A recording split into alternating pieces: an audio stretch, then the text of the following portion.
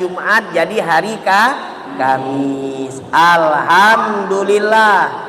Jadi secara tidak langsung majelis yang kita hadiri ini sama baik kita ngirimkan pahalo. Satu pahalo untuk almarhum tuan rumah. Almarhum tuan rumah. Yang kedua yang ngajar. Dua almarhum Ustaz Taufik dan almarhum Habib Mahdi. Nah, alhamdulillah hari ini siang ini kita kedatangan tamu guru ana namanya Habib Abdurrahman bin Hasan Al-Habsyi untuk memanfaatkan kesempatan ini. Ida, jangan. Kita minta beliau yang ngisi. Ana ngomong sama beliau. Ngisinya dengan Bebek, habisnya tanya jawab. Setengah jam habisnya tanya jawab. Ibu-ibu ini hobi bertanya. Hobi bertanya. Jadi kaget edisi hari ini yang ngisi Habib Abdurrahman, yang nyawab juga beliau. Ibu nanya tentang apa lajulah. Lajulah tanya kelah mumpung beliau masih ada. Insyaallah ilmu yang akan beliau sampaikan menjadi ilmu yang bermanfaat. Amin ya rabbal alamin. Maka kita persilahkan Al-Habib Abdurrahman bin Hasan Al-Habsyi untuk menyampaikan ilmu beliau. Dan sebelum kita mendengarkan, mari sama-sama kita sholawat dulu. Shallu ala Nabi Muhammad. Lain.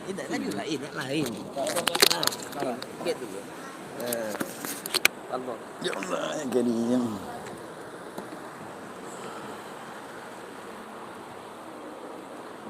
Assalamualaikum warahmatullahi wabarakatuh.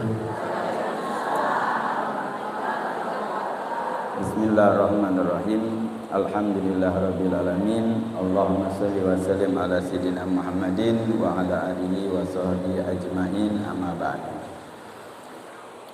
Hadirat yang dimuliakan Allah Subhanahu wa taala, terlebih dahulu kita bersyukur kepada Allah atas nikmat yang Allah Subhanahu wa taala berikan kepada kita. Diringankan langkah kaki kita untuk hadir mendapatkan pahala yang begitu banyak di majlis taklim ini. Kita dapat ilmu pacak ini hari melalui HP pacak. Duduk di rumah nyantai sampai minum kopi baca, sampai ngeteh minum es baca no sendai, nak dengar ceramah Ustaz Taufik baca, nak dengar ceramah Habib Mahdi baca, sambil belunjuk pula. Tapi untuk dapatkan pahala tidak. Datang sini walaupun tidur dapat pahala lebih baik dari solat 1000 rakaat, lebih baik daripada ngantar 1000 jenazah, lebih baik daripada membesuk 1000 orang sakit. Kita model kita ini nak solat 1000 rakaat, jauh lah. Solat tarawih ini hari lalapan galau. Katik zaman dulu 20. Dulu tengok almarhum satu ini kan 20 katik cerita 8. Ini hari lesu galau. Alasan sunnah lah, alasan ini dah. Padahal pahalanya luar biasa besar. Kita ni kalau urusan duit tu lah cepat. Nak pengen banyak.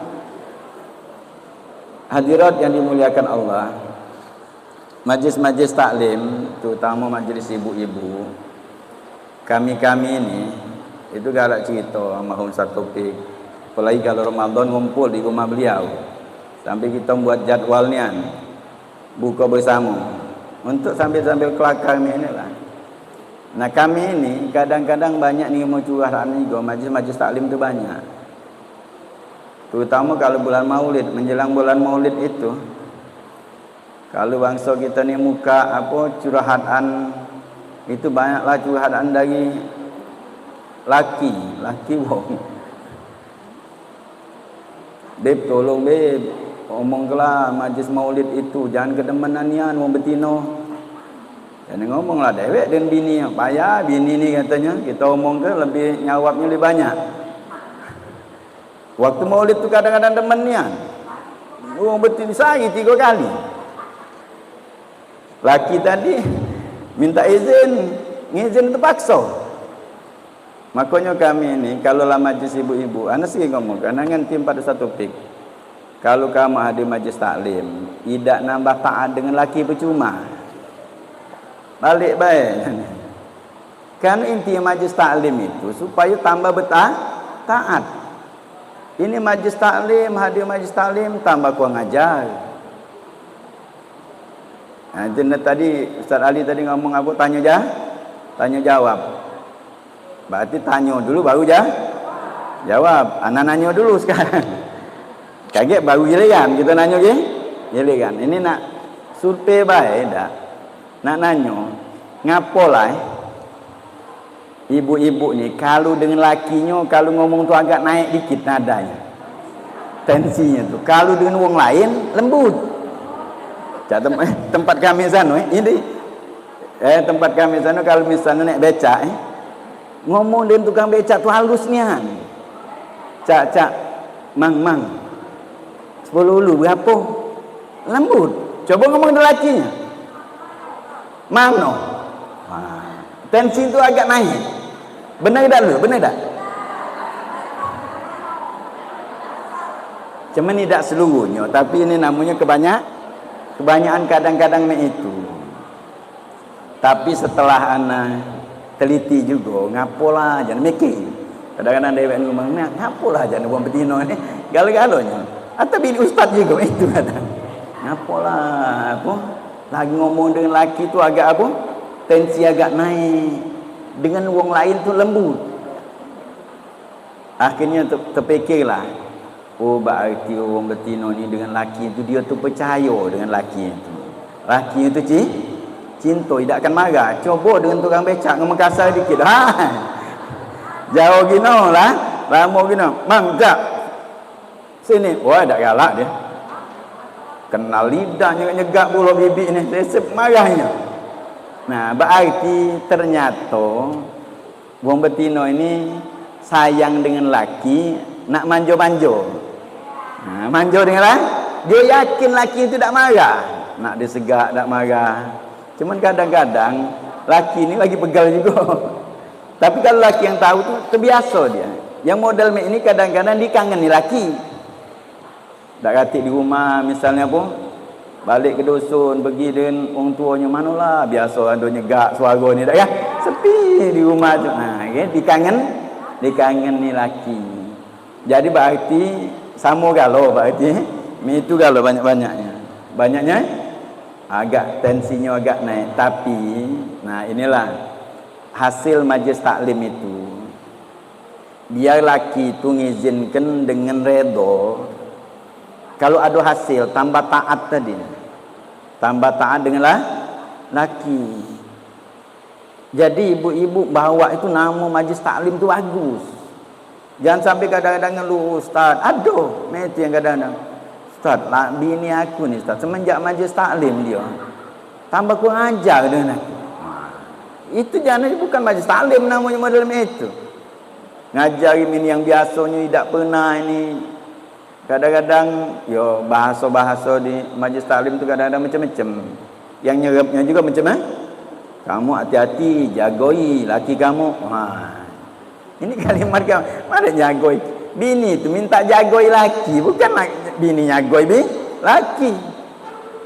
Ibu-ibu tak usahlah nak pengen nak pening kepala. Wong lanang ni, Bu.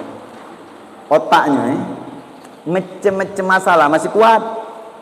Makanya kita ni lanang dan betina ni kalau tukar peran tak sanggup galau. Tidak akan sanggup gak. Jangan nak ngasok-ngasok aku baca, tidak baca. Wong lanang ni nak tinggal di rumah tak baca. Nak mendap di rumah. Wong betina ini begawi kuat. Otak tu baca bercabang. Otak untuk begawi. Wong betina ni otak begawi, pecah cumi-cumi. Baca kan otaknya, baca nyuci sambil ngurus anak nangis sampai niamkan sampai apa masak, baca. Wong lanang hati-hati Bu, kalau ngomong lanang di rumah dia masak banyu lupa. Tak baca orang lanang nak bergawi modal ni tidak. Tapi kalau masalah, sejuta masalah pun masuk di otak lanang, biasa ya lanang. Makanya kalau ibu-ibu nak minta jojo dengan laki, tak usahlah sudah. Kaget ibu dah baca tidur, laki ngorok. Kau tu ngomong lah, apa-apa gawi tu ngomong. Dan aku kata laki, tadi apa ada fikiran apa? Laki ngomong, ya tak lagi. Di pasar tadi nak tagih orang hutang. No, mana nak mayarnya? Bingung dia. Orang betina ketika pada saat mikir dah baca aja. Dah baca tidur. Tengok sebelah yang laki, tidur, ngorok. Kenapa baca itu? Karena orang lanang itu nak masalah banyak pun biasa baik. Dia baca nempat kena, ini kaget gampang lah, ini kaget gampang lah. Oh belum masa lama, ini kaget lah. Kalau betina tak baca masalah lebaran kaget sekarang lah fikir kenyang. Masa lebaran masa lama puasa lagi belum lah mikir ke baju baru. Mana kaget beli baju, kaget nak muat kalau 8 jam di mana lah mesennya puasa lagi belum. Lah mikir ke 8 jam, mikir ke apa? Baju lebaran.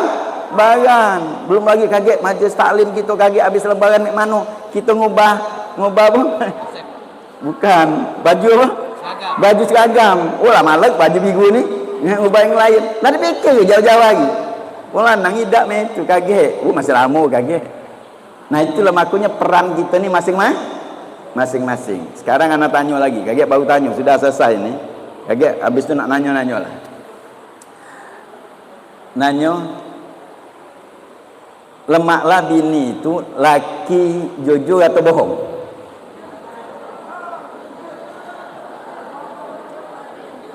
Lemaklah jujur atau bohong?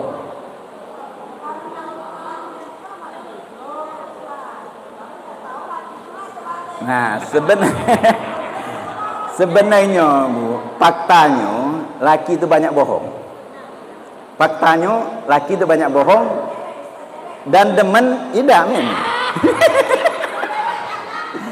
Dak sekarang men, ya anak akui, anak galak bohong den. Misal, ini bini masak, masak payah-payah masak lah belanja ke pasar, masak. Mungkin pada saat itu agak makan tu masak tidak lemak. Laki tak ada. Bini nanya, sedap tak makanan? Top kata lakinya, tak pernah aku makan selemak ini. Senang tak bini? Senang. Padahal laki bohong. Gimana? Lakinya bohong. Isteri kenapa nak nyenangkan laki?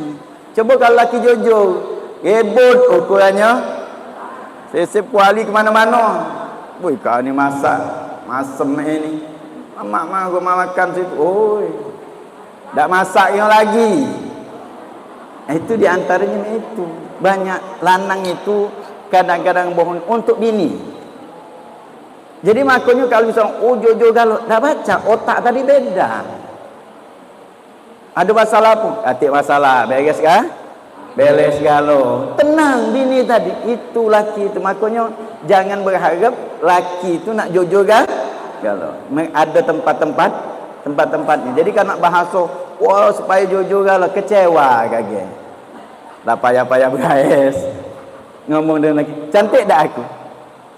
Kalau ngomong tak jangan nak ngomong laki tu ketika bini nanya cantik tak aku, dia ngawas apa? Ngawas betina dia apa? Ngawas itu bah dia. Oh, dia empaskan apa? Tidak ngomong laki. Macam apa? Ada gambar betina, ini ke sana. Depan apa bini? Empaskan saja cepat. Apa? Bini tu kepengen dia omongkan cantik. Nah itu di antara hal-hal yang mudah. Makanya tak usahlah nak banyak bertanya gini. Sebenarnya kehidupan di dunia ni Ibu, hidup ni lebih tenang. Jangan banyak tahu urusan. Kalau semakin kita banyak tahu urusan, banyak pening pala.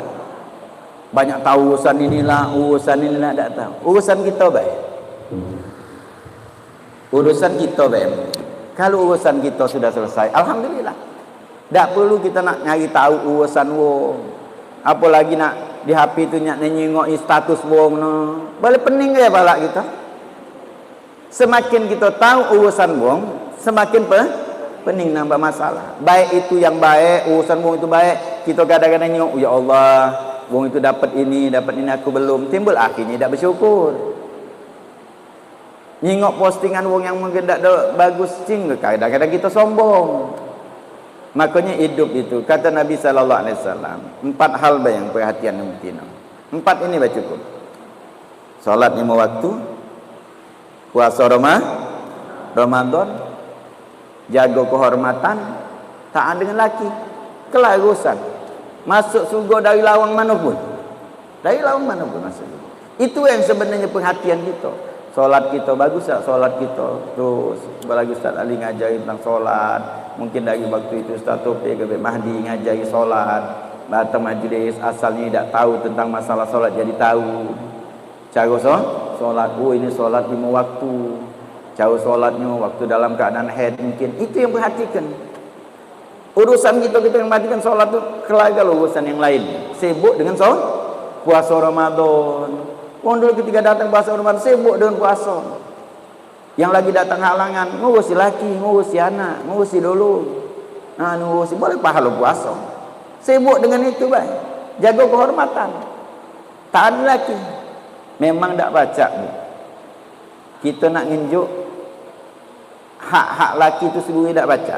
Laki juga itu tak baca. Anda pada satu itu baca tentang hak-hak suami isteri. Kitab Anda omongkan di zaman sekarang ini laki tak baca nak mencukupi hak-hak bini seluruhnya, bini juga tak baca. Kalau nak nyengok berdasarkan sulit. Yang baca kita sekarang saling memaafkan, saling nunjuk uzur. Kekurangan laki, ya maafkan sudah. Tak usah nak kita fikir-fikir yang lain. Laki itu juga. Kalau punya laki, dapat laki yang sering memaafkan, bersyukur kepada Allah, sujud syukur. Karena kalau sudah laki memaafkan, kelar urusan bini. Allah sudah. Bini macam ni kata laki ku maafkan, kelar sudah urusan. Bini juga itu banyak memaafkan. Syukuri jingok yang kebaikan laki kita, tak usah menyingok yang lain. Kaget kita di akhirat, kaget baru. Nak sempurna tak kata di dunia sempurna. Berusahalah kita jadi baik, jangan merasa lebih baik dari orang lain. Mudah-mudahan bermanfaat. Mudah-mudahan Allah Subhanahu wa taala jadikan keluarga kita keluarga mawaddah warahmah. Keluarga yang sukses. Keluarga yang sukses itu bukan di dunia ini. Bukan dia meninggal bareng, bukan kuburan sebelahan, bukan. Keluarga sukses itu kaget sampai hari kiamat itu masuk surga sama-sama. Itu baru sukses. Jadi dapat tahu salat diambokkan gitu di dunia ini. Oh, keluarga aku sukses, tak usahlah, tak ganti. Kesuksesan itu kaget di akhirat. Masuk surga sama-sama, itulah namanya keluarga yang sukses. Mudah-mudahan majlis taklim ini yang tetap ada naungan dari almarhum Ustaz Taufik, ada naungan dari Habib Mahdi. InsyaAllah kita jadi keluarga yang sukses. Mudah-mudahan kita ketemu, kita kaget di surga. Sama-sama keluarga kita insyaAllah. Mudah-mudahan karena kita dalam majlis taklim ini ditarik gitu ni, dipilih gitu ni. Dipilih untuk berkumpul. Dan Cak tadi kata diculik anak, iya. Anak bawa habis ngajar di masjid.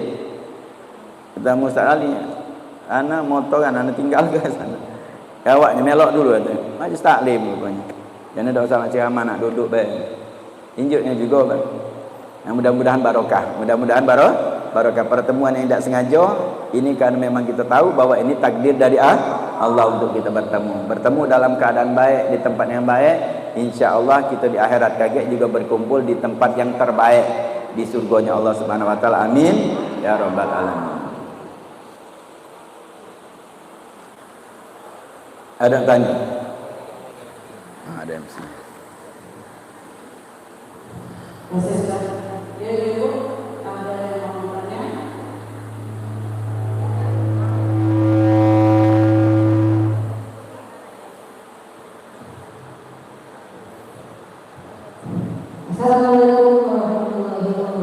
Waalaikumsalam warahmatullahi wabarakatuh. Nama saya Martina dari Majelis Taklim Al-Ustaz.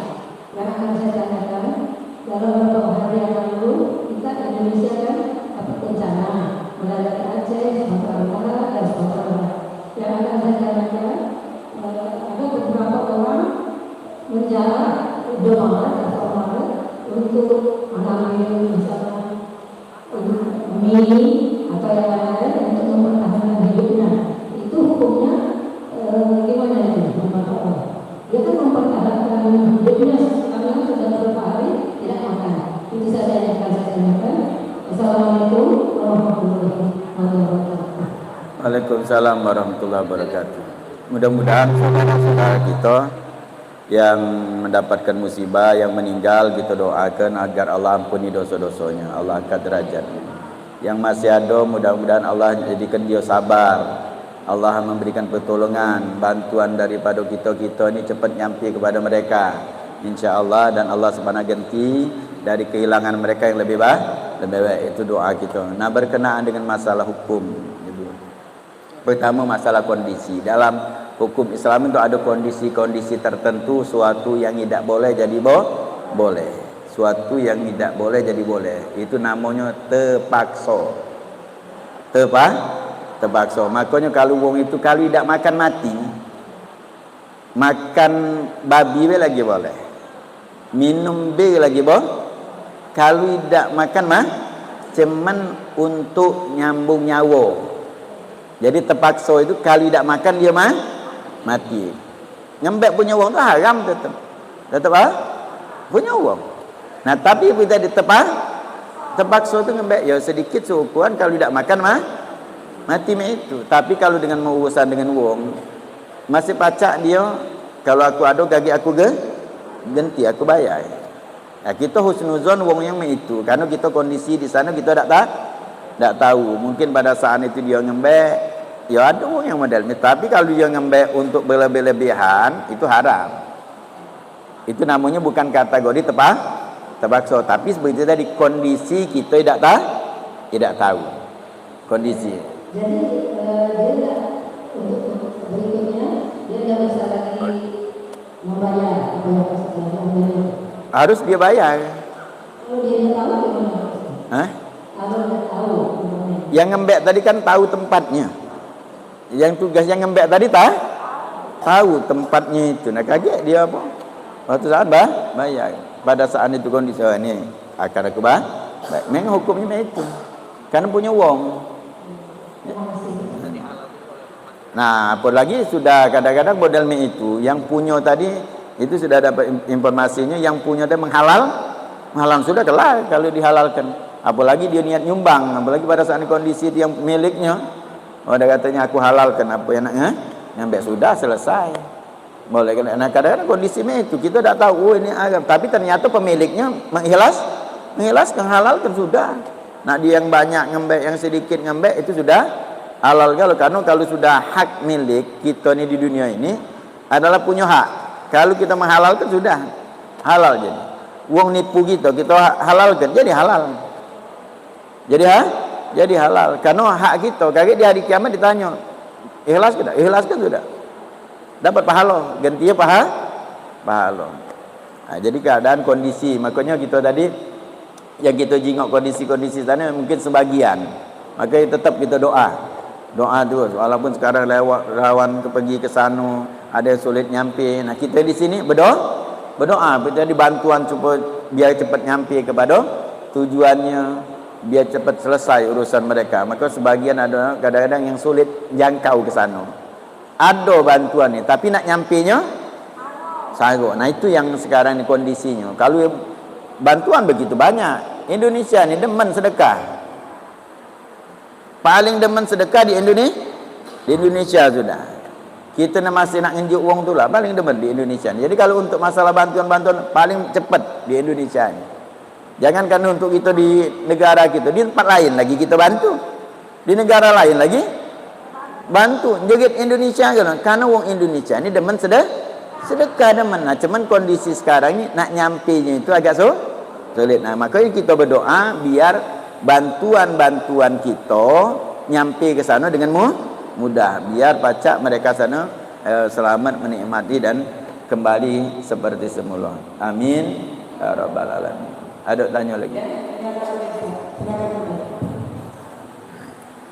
Mana uangnya? Assalamualaikum warahmatullahi wabarakatuh. Waalaikumsalam warahmatullahi wabarakatuh. Cek lagi lah. Saya ingin bertanya Pak Ustaz. Pertama, kan kalau kita mengajar, kita harus stop, mengaji stop, makan stop ya. Nah, jadi kemarin saya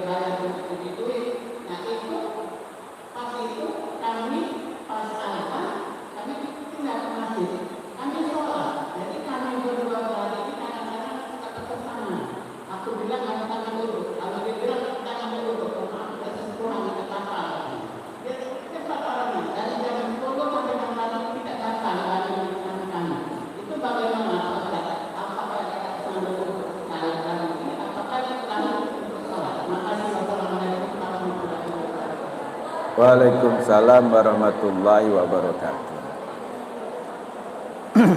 Berkenaan dengan azan. Jadi ulama ustadz ini menjelaskan, kita ni kalau urusan duit pengen banyak dah. Pengen banyak. Begitu juga amalan itu kita ni kepengen banyak pahala.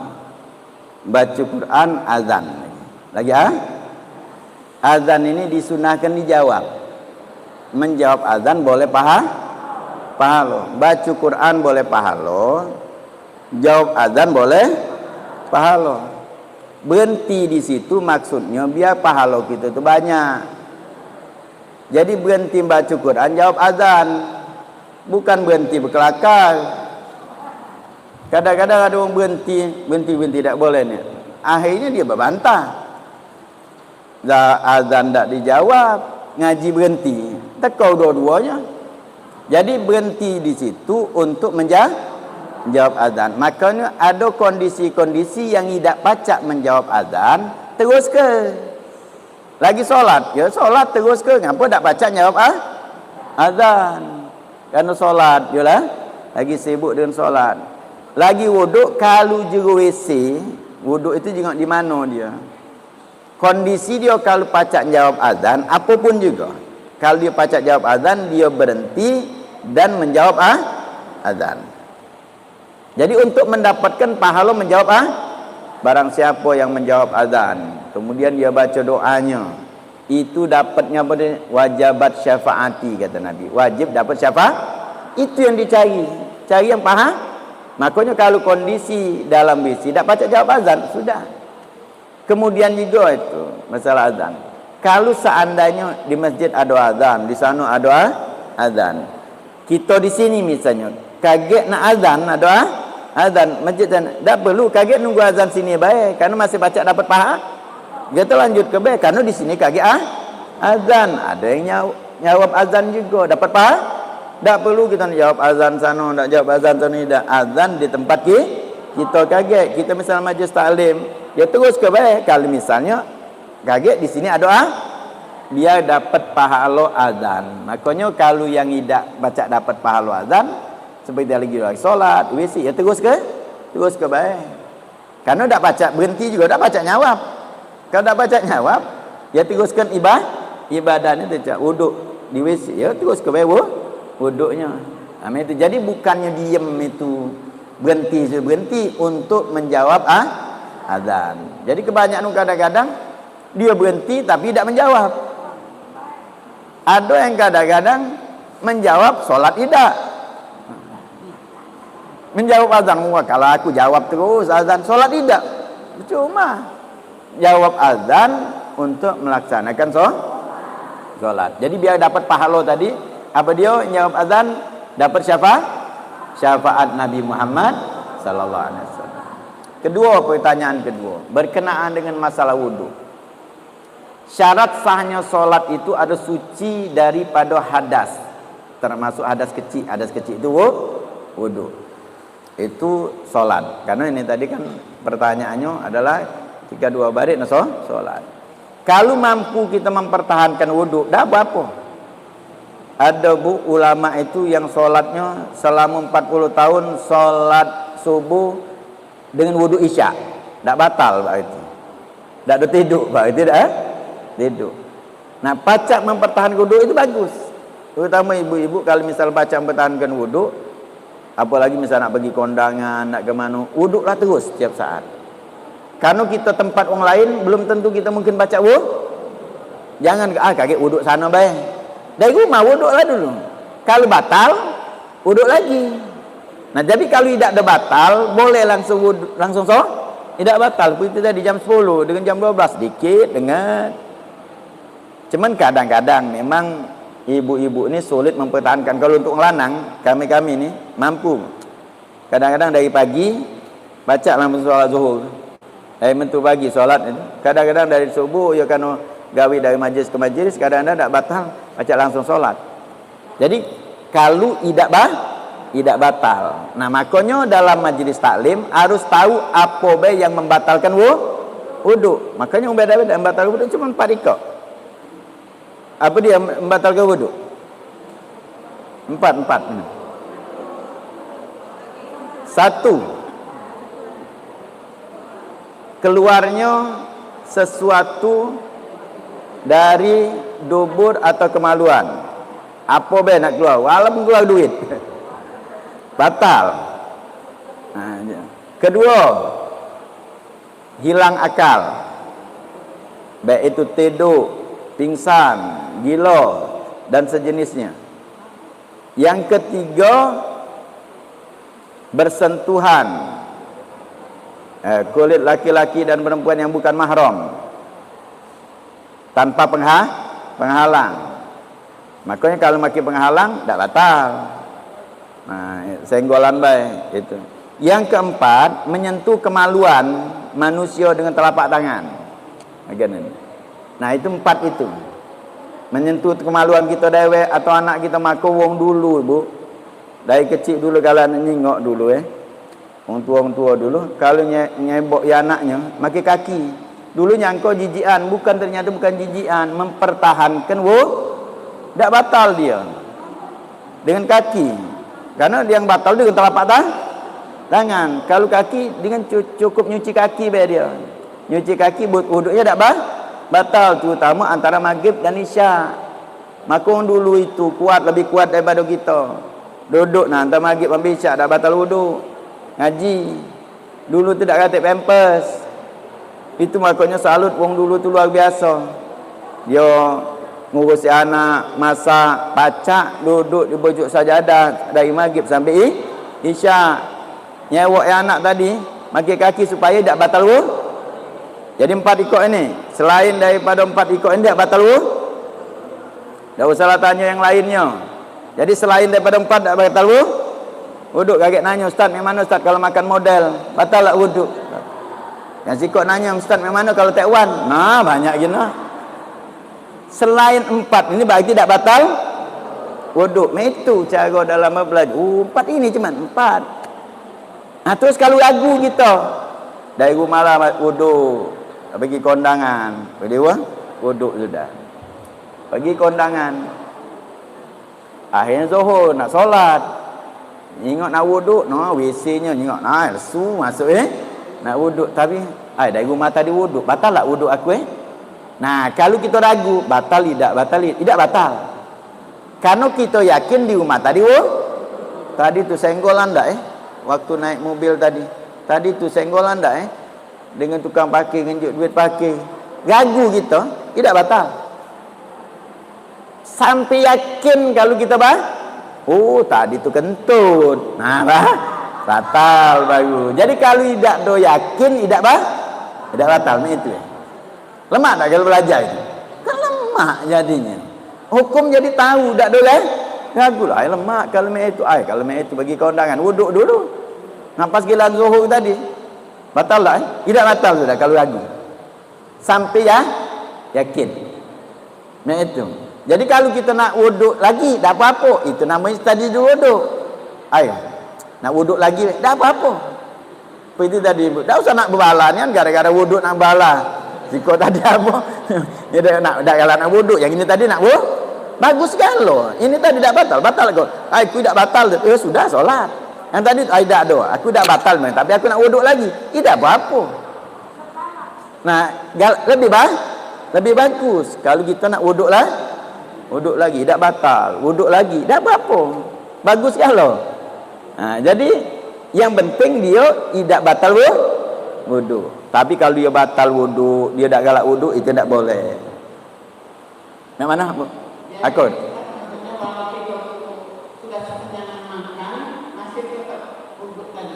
Tetap tak batal. Selain daripada 4 ini tadi. Makanya kadang majlis taklim belajar yang 4 ini tadi.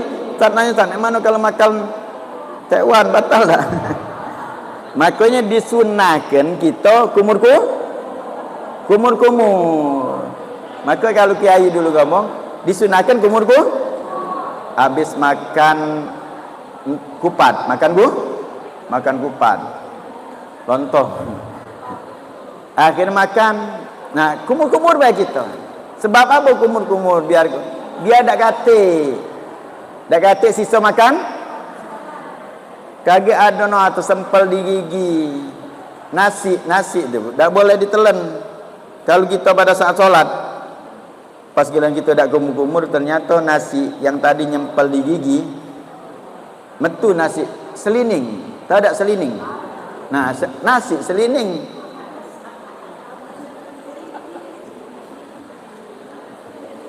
Ini budak muda tak tahu selining, tak tahu nasi selining seperapat sekuat.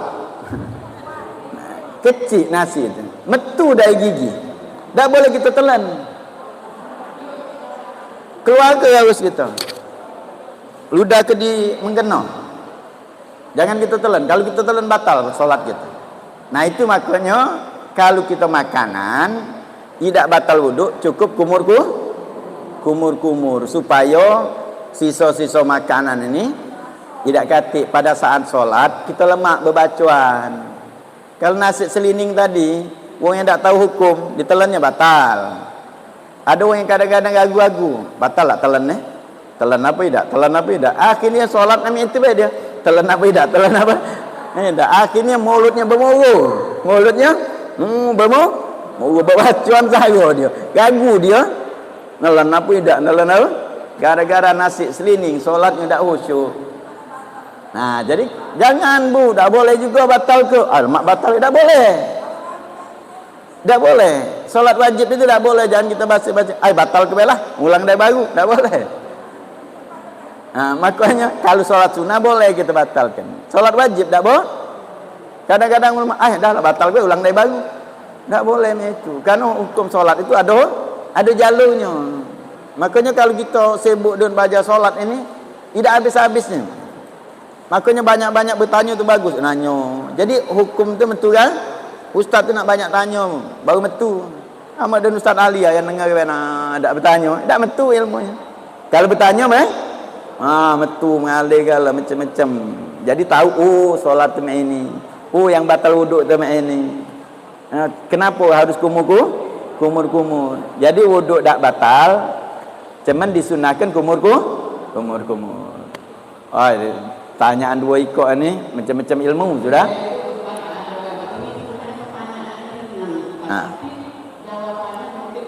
Yo.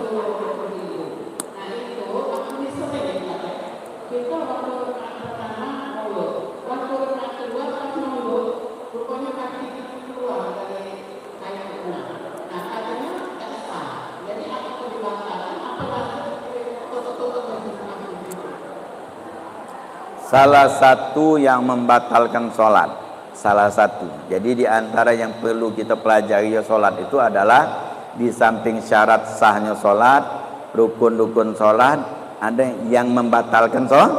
Nah ini yang harus kita tahu membatalkan solat. Salah satu yang membatalkan solat terbuka aurat kalau tidak ditutup langsung.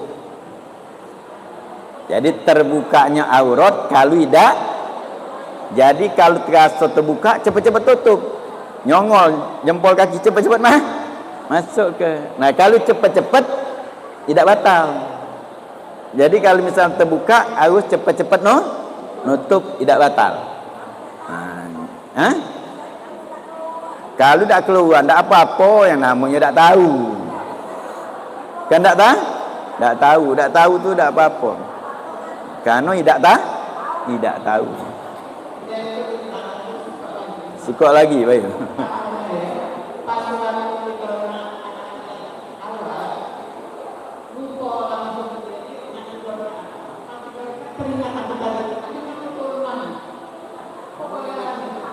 Nah, ini Bu diam dulu. Ini permasalahan yang sering terjadi. Minta diam dulu. Ini hukum masalahnya dan sering terjadi.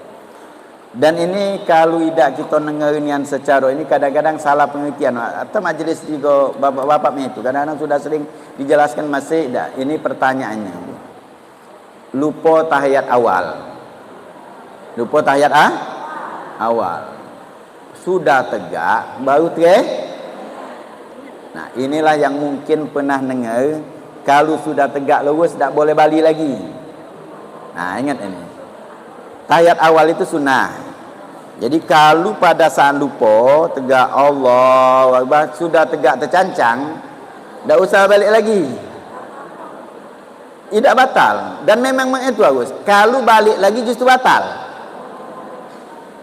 Kalau sudah tegak lurus.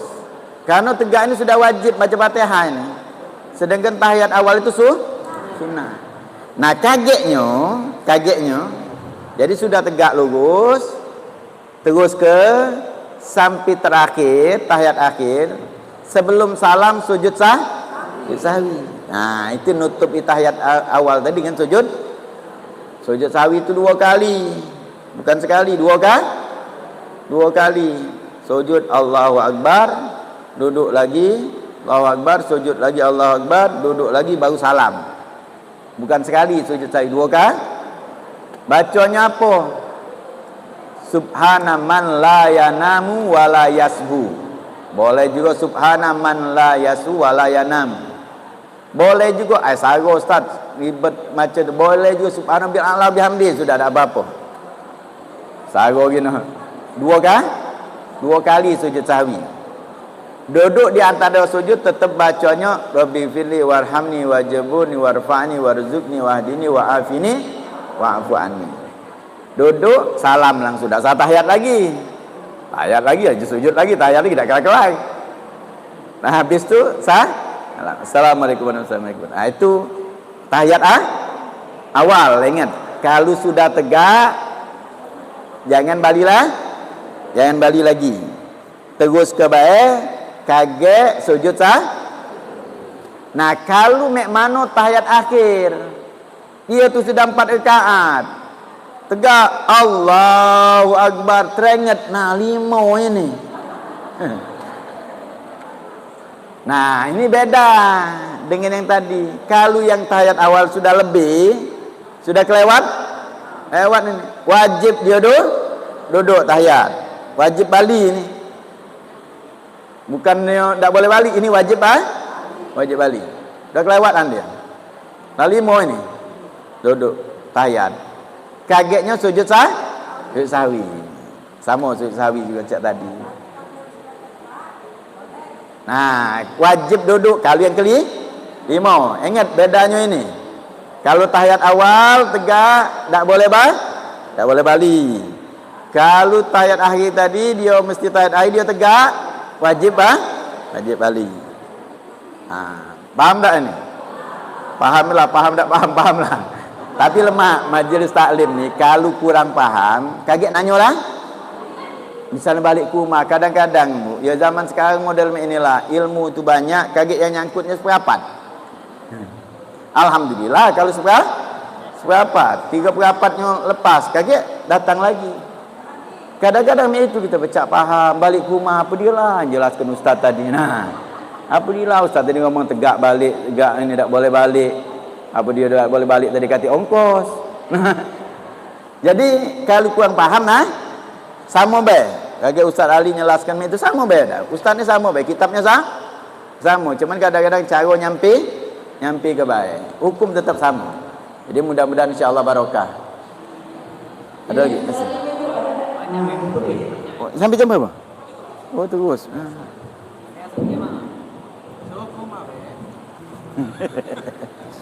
Mana? Waalaikumsalam warahmatullahi wabarakatuh. Misalnya kita dari Indo ke Palembang, naik kereta api. Nah, saat di kereta api dalam keadaan tidak bisa sholat, itu bagaimana untuk akhir. Jadi para perjalanan bisa. Cuma pas sampai di kereta api kira-kira di dalam skenario bisa balik ke rumah. Apakah kita boleh sholat jamaah itu di rumah atau kita mau ke masjid? Itu yang saya tanyakan kepada Ustaz. Jadi dalam perjalanan ini Bu, alhamdulillah kita ini umat Nabi sallallahu alaihi wasallam banyak dinjuk keringanan.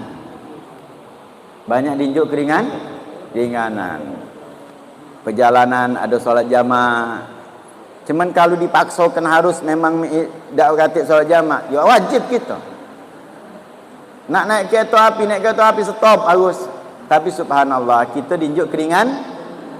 Ada namanya jamak takdim dan jamak takhir. Apa dia solat jamak ini?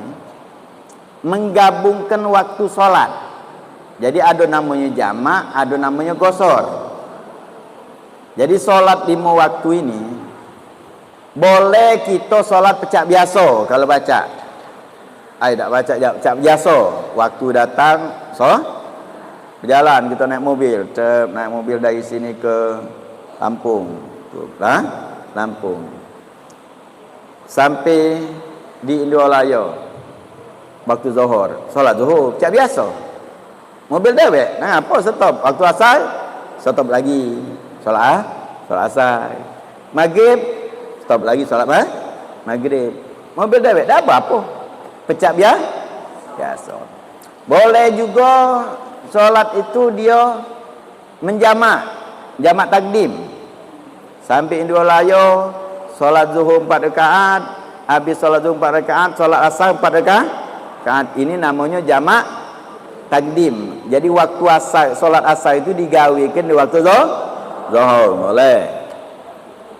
Atau sudahlah kita langsung boleh jalan, putlah kenyang juga. Kaget baik kita berhenti jam 4, kaget kita berhenti, cuma berhenti jam 4. Kita jamak takhir, jamak takhir. Nyampe solat asar, boleh solat asar dulu, habis solat zuhur, boleh juga solat zuhur dulu, baru bagusnya solat zuhur dulu. Habis itu solat asar. Itu namanya jamak takhir. Ada menggosor baik. Memang menggosor baik. Solat zuhur 2 rakaat.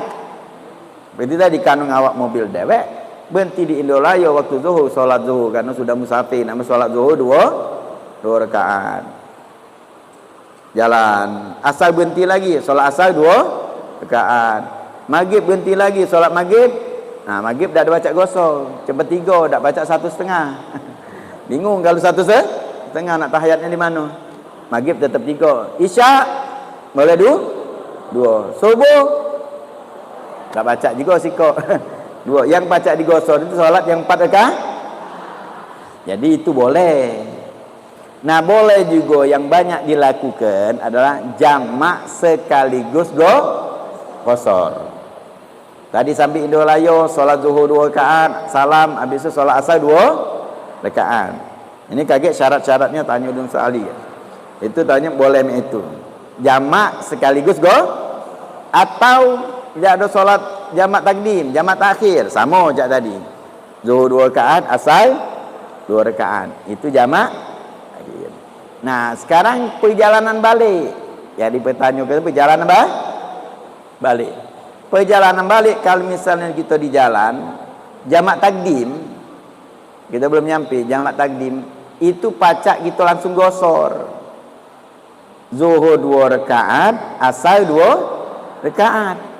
Nyampe di Palembang jam 4 atau jam setengah 5, tidak perlu solat asar lagi. Sudah solat asar di jalan tadi, jamak takdim, lebih tenang gitu. Makanya kalau perjalanan itu kita berhenti dulu, solat jamak dulu. Biar di rumah tu apa? Balik sudah tenang. Tidak ngaceng-ngaceng nak solat, sudah solat. Nah, tapi kalau jamak takhir, ngerjakannya apa jamak ternyata nyampe begitu tadi di Kertapati. Terus sudah nyampe di setengah 5. Nah, solat di situ. Kalau nak nyampe di rumah boleh, tak apa-apa. Asal memang nyampe nian di rumah, nyampe jam 5. Nah, ini tak baca lagi. Tak baca lagi untuk menggosor, tak baca lagi. Sebenarnya jamak juga tidak, tapi tetap sebenarnya solatnya itu boleh. Tapi solatnya 4 rakaat, 4 rakaat. Zuhur 4 rakaat, asar 4 rakaat. Tak boleh lagi karena sudah nyampe, tak boleh lagi menggosor solat. Namanya itu. Jadi kalau kita paham tentang masalah solat, lemak kita berjalanan. Nah, itu mobil dewek. Mana kalau naik bis, Ustaz? Naik bis. Kita ni kadang-kadang alasan bis tidak galak berhenti. Ini banyak ni kan. Pertanyaan kalau sudah perjalanan ni selalu ditanyakan, Ustaz, yang mana Ustaz? Kalau kita naik bis, bis tu tidak galak berhenti. Sopir orang Islam. Sopir orang Islam. Yang naik itu Islam galau. Naik orang Islam galau. Naik mobil bis mayar pula kita ni. Bukan tumpang. Ngapa tak galak berhenti? Minta dengan sebetul. Berhenti dulu nak solat. Mayar kita ni bukan gratis. Gratis lagi kita punya hak. Apa lagi mah? Tidak akan tinggalkan lah bu. Tidak akan ditinggalkan dah. Nah, apa lagi kalau kita nak susah? Ana sih ngomongkan kalau kita pengen susah kaget gugup kita solat, apalagi wong nak cepet, unjuk sopir tu nah duit 20,000. Ya so? Ulung pay nah untuk ngopi. Aku duduk di situ. Unjuk tak? Ya tahu tidak tinggal kenyalak kamu. Mugolah wong semobil itu ngobek payah pay berangkat pay. Tolenya buangku kamu belum berisi tak akan jalan dia. Padahal itu lebih tenang, 20,000 unjuk sopir ya. Ngopi lah, ngopi dia. Pas orang lain, payah jalan jengalnya kursi kita kosong masih. Kaget atau sopir, kaget dikit lagi. Masih ada. Padahal nunggu kita. Kamu dah ngejek duit katanya. Cek itu ngejek tu. Ya duit aku untuk ngopi. Tunggunya. Nah model itu kita di zaman sekarang ini. Jangan kita takut-takut untuk tidak tinggal solat. Kadang-kadang model itu kaget. Tinggal pun tidak akan ditinggalkan. Karena kita Maya, jangan takut. Kalau ditinggalkan juga pacak komplain. Pacak akan ada bis lain nyemput kita dan gratis kita baca. Balik ke rumah duit. Itu ada aturannya. Jadi jangan takut kalau untuk solatnya. Berhenti solat sudah. Jadi kalau nak tenang juk duit sopir tadi duit. Untuk ngopi. Mana bu? Aku. Nah. Ini suara saya. Ya. Ibu saya. Assalamualaikum warahmatullahi wabarakatuh. Waalaikumsalam. Nama saya Dewi dari Madrasah Fakih Mujana Jawa. Saya mau bertanya. Saya itu kalau mau mimpi tak sampai jam 1 malam Ustaz. Boleh tak Ustaz kalau ngaji belum tidur? Cak mana? Kalau mau mimpi itu sampai malam. Ya. Nah, kalau tak aja boleh tak tidur satu. Begadang ceritanya ni sampai nonton sinetron. Nonton ya. Jadi repot kadang-kadang nak njelaskan masalah solat tahajud ni aslinya. Aslinya ibu solat tahajud itu. Solat apa baik? Solat apa baik? Apa baik? Setelah solat isya dan tidur. Setelah solat isya dan tidur. Walaupun tidur sedengan. Walaupun terkeliup dengan. Solat apa itu namakan tahajud. Tapi kalau belum tidur tidak dinamakan tahajud. Jadi syaratnya harus solat isya dan tidur. Tapi di malam itu kita solat ibadah itu bagus segala sudah. Doa juga mustajab. Memang kelebihannya solat tahajud tadi bangunnya itu. Bangun kita ni kalau begadang sanggup kalau begadang nak solat berapa sanggup kita nak solat ini. Tapi kalau tidur nak bangunnya itu, nah itu berat. Itu namakan tahajud itu mujahadah, kesungguhan dia dalam ibadah. Nak bangunnya itu berat. Itu keistimewaan solat tahajud itu. Bukan masalah solatnya. Kalau kita nak solat sanggup galau. Cuma nak bangun bangun malam itu. Nah itu yang berat bangunnya itu. Ada tanya lagi? Belakang dulu.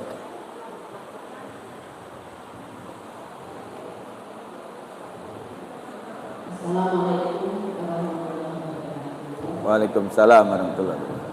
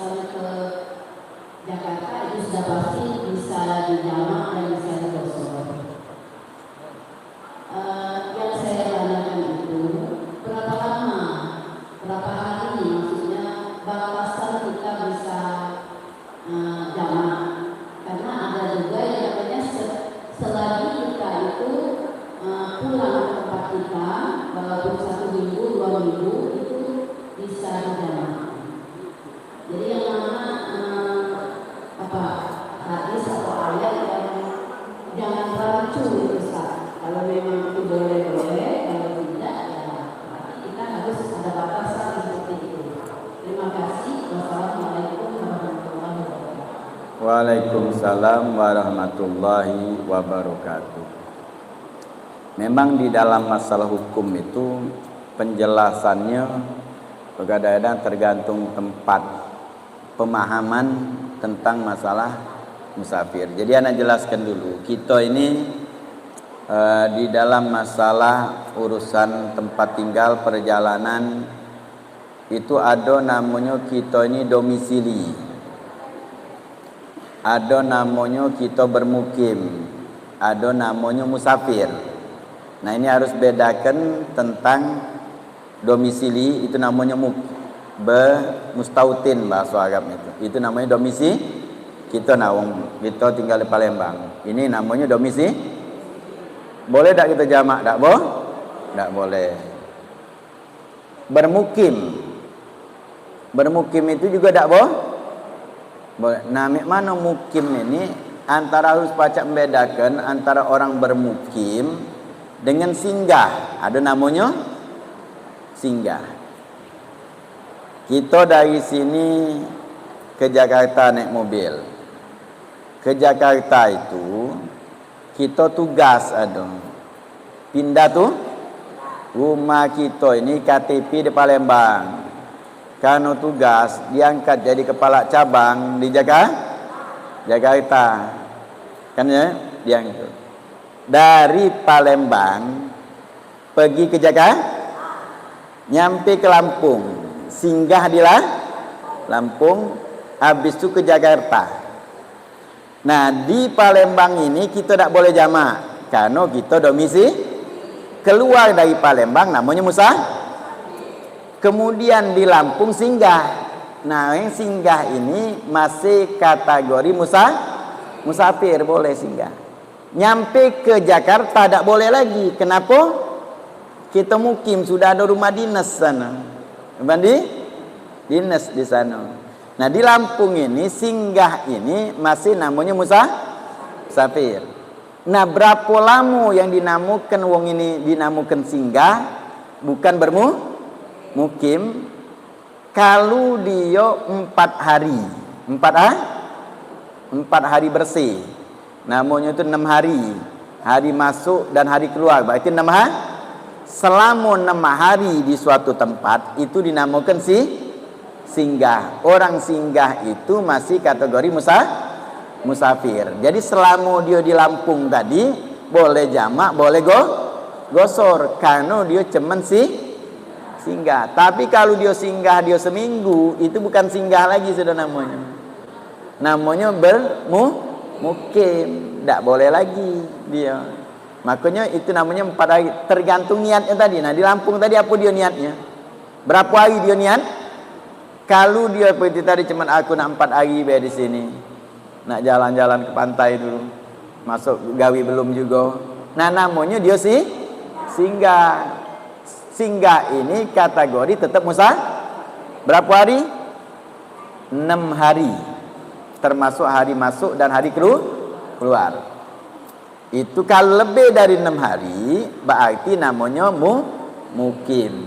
Nah itu namanya. Jadi pahami antara musafir, singgah dan mukim. Jadi orang bermukim tidak boleh karena dia bermukim seperti tadi dia tugas. Nah, tapi kalau singgah boleh. Nah itu bedanya. Nah, ada permasalahan yang dia boleh untuk lama. Kalau apa? Lama selama dia misal di Jakarta. Contohnya nagih utang ke Jakarta. Rencananya nak dengar baik. Rencana dah nyampe di Jakarta nagih kata orang tadi besok. Payu tunggu ke besok. Kita namanya musafir itu. Singgah namanya musafir. Kamu kita nak nagih utang baik cuman. Akhirnya besok tagih lusa nah lah lusa pula. Ini kali tak tunggu ini tak bayarnya aja nunggu lusa. Akhirnya sudah tagih lagi. Kaget 3 hari lagi. Nah jadi kita selama kita nunggu itu boleh. Nah ada pendapat bolehnya itu sampai kapan? Ada yang sampai nyatakan 18 hari. 18. Kalau kondisinya itu, iaitu kita nak balik, sudah nak kalau dia mayang nak balik langsung. Nah, kondisi itu. Jadi kalau normalnya seperti itu tadi, bahwa cuman 6 hari itu dinamakan singgah. Baik di mana baik.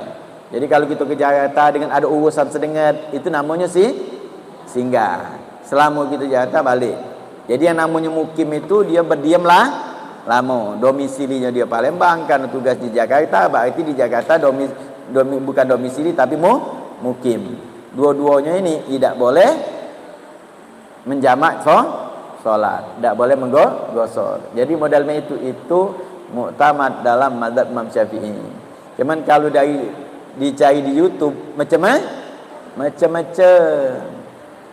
Makanya kalau kita ni ada majlis taklim kan, dengar apa kata guru kita, karena apa yang anda sampaikan ini pasti sama dengan apa yang disampaikan Ustaz Taufik, sama disampaikan oleh Habib Mahdi, sama disampaikan oleh guru-guru kita terutama di Palembang ni, sama yang disampaikan oleh Mu'alim Nang, sama disampaikan oleh Kiai Pedatuan. Itu ilmunya itu sama. Terus itulah namanya sanad ilmu. Jadi kalau di Palembang tidak usah ragu, sanad ilmunya nyambung dengan kiai-kiai lama dah. Karena apa? Itulah kitabnya sama. Yang diajarkan sama. Jadi kalau ini peganglah ini yang kita. Jadi kalau pada saat kita nak jamak itu ingat, kalau kita berdiam di suatu tempat lebih daripada niat kita, lebih daripada 6 hari, maka tidak boleh kita menjamak, tidak boleh menggosor. Tapi hanya kalau misalnya kita niat kita hanya 6 hari atau di bawah, selama itu boleh kita menjamak dan boleh menggosor. Itu namanya singgah. Anak rasa agak paham.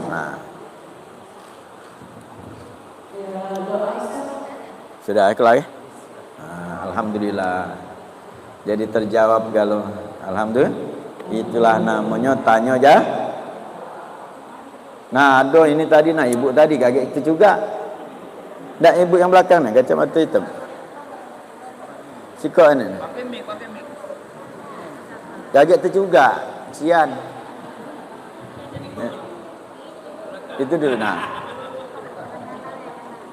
Bismillahirrahmanirrahim. Assalamualaikum warahmatullahi wabarakatuh. Waalaikumsalam warahmatullahi wabarakatuh. Nama saya Aisyah Antoni dari Majelis Taklim Kebajikan Harapan.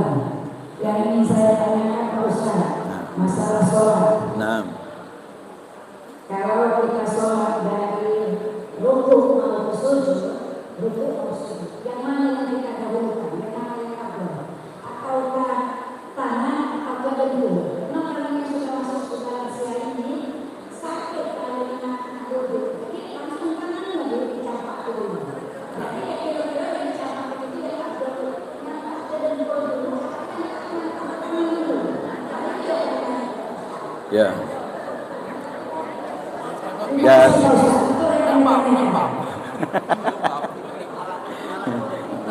Jadi bukan dari rukuk ke sujud, bukan.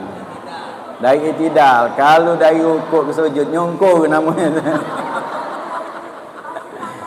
Jadi dari i'tidal. Jadi dari i'tidal. Nah, abdolnya, ini abdol. Pertama anda jawab abdolnya dulu. Abdolnya itu dengkul dulu, kedua tangan, baru kening dan hidung. Nah, nempel ke itu ni apa? Gai tu. Jangan dinyungak ke. Kalau nyungak ke itu, ininya kadang-kadang di pucuk ini kening tak kena. Yang wajib itu ke kening. Nempel ni. Bukan pucuk ubun-ubun ini bukan tercungat itu. Kening, terbuka harus kening ni. Jadi apa nempel di tempat sujud.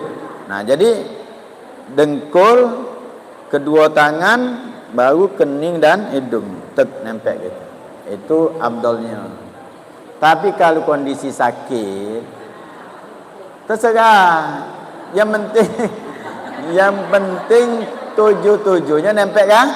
Kalau sakit ni mana? Solat duduk lagi boleh. Jangan nak tegak, sakit. Solat nguling lagi boleh. Selagi nyawa masih ada. Kadang hati lagi nyawa, solat ke? Jadi selagi nyawa masih ada, solat semampunya, semek mana kita mampu. Tapi sikok terakhir ini masalah wong solat pucuk kursi.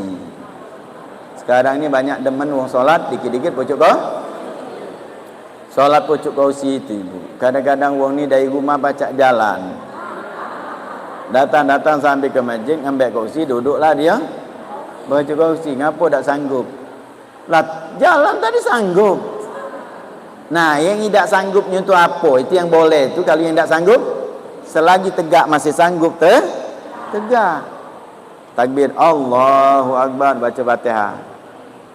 Misalnya kelamuan imam tak sanggup, dia boleh duduk. Tapi kalau dia masih sanggup, tak katik lagi yang lama solat ni lagi. Nah, pada saat rukuk tak baca rukuk dah baca, boleh duduk, baru rukuk dengan duduk. Iktidal, dia baca tegak-tegak. Itu yang bacanya apa? Laksanakan harus. Jangan nak mentang-mentang dah baca langsung duduk. Ibaratnya kalau nyepau tarik dagati kursi misalnya, di rakaat pertama dia baca, tak bacanya apa? Kalau nak tegak di rakaat kedua tak baca. Nah, boleh rakaat kedua boleh duduk. Jadi tinggal kemampuan. Seperti tadi madai tak ada mampu dari rumah berjalan. Tegak berkelakar baca. Madai dengan tegak baca Fatihah habis tak baca. Nah, itu makanya kaget akan ditanyanya detail gitu. Jadi selagi mampu laksanakan kemampuan. Modal itu. Jadi pada saat nak rukuk, duduk tak apa-apa. Sarung tak kuat rukuk. Ada orang tu tak kuat rukuk tu tak kuat dia. Kalau rukuk dia persisip nyungkur dia. Nah, itu baru boleh dia siaplah kursi belakang. Pada saat rukuk dia duduk. Karena tak sanggupnya untuk rukuk boleh duduk. Itu. Wallahu alam bisawab. Mudah-mudahan barokah, mudah-mudahan Allah Subhanahu wa taala jadikan kita orang istiqamah di dalam kita menuntut ilmu, dan mudah-mudahan seluruh yang hadir, yang memberikan fasilitas, dan yang seluruhnya yang ngajar juga, yang ngomong, yang ngoceh, yang dengar, insya-Allah dapat barokah. Dan terutama kedua almarhum guru-guru kita, Ustaz Taufik dan Habib Mahdi yang tadi namanya disebut terus, tapi tak selak lagi dia dah. Kalau masih hidup, kalau selak dah. Senang kalau disebut tu apalagi untuk kebaikan. InsyaAllah ngalir pahala kepada beliau berdua, dan siapapun juga yang pernah hadir di sini, yang pernah hadir majlis ini, yang sudah mendahulu kita, keluarga-keluarga kita, insyaAllah Allah Subhanahu wa taala luaskan kuburannya. Allah Subhanahu jadikan kuburannya taman daripada taman surga, dan kita juga kelak insyaAllah kita meninggal dalam keadaan husnul khatimah, kuburan kita juga jadi taman daripada zaman surga. Amin ya rabbal alamin. Doa sekali. Rabbana